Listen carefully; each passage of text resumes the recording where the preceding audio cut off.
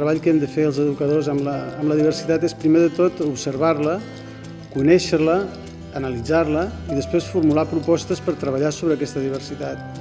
Utilitzar la mediació com a sistema per resoldre conflictes, perquè és un sistema que permet poder arribar a una solució positiva pels dos, fer-ho des de la joventut però també des de la intergeneracionalitat, professionalitzar l'entitat i a la vegada combinar-ho amb el voluntariat i també entendre la convivència com allò integral, adaptant-nos als diferents camps i disciplines que hi hagi en una ciutat o en un barri.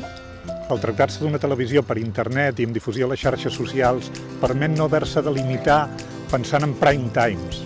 Al contrari, sumar minories és el mateix, possiblement, que fer un programa majoritari.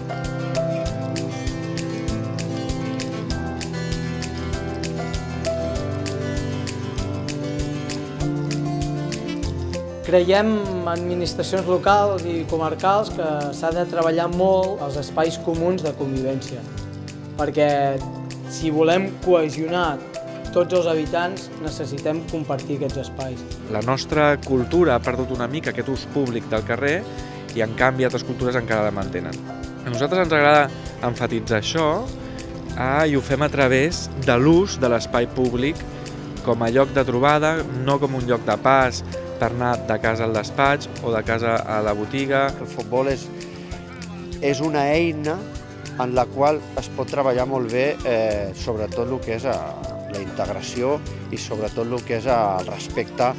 A l'hora de formular aquestes propostes també hem de treballar des de la pròpia diversitat del col·lectiu del professorat, treballant en equip i aprofitant les virtuts de cadascú per coordinar-nos. Era un grup de dones que tenia moltes ganes de fer formació i això ens va ajudar a nosaltres també a que la demanda fos més concreta.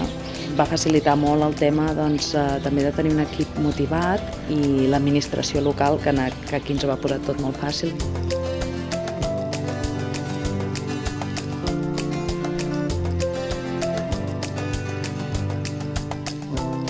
Al final és un procés que necessita temps, no? Temps per treballar o per conèixer l'idioma i un temps perquè la gent aprenguem a treballar entre les diferents cultures i això no sigui un problema.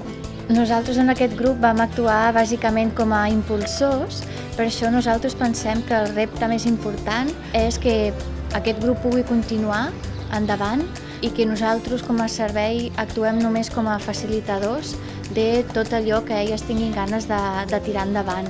Els alumnes han de creure's protagonistes del que estan vivint en els centres i en la seva educació, protagonistes, s'han de fer responsables i han de tenir iniciativa per participar i no esperar una actitud passiva que moltes vegades trobem.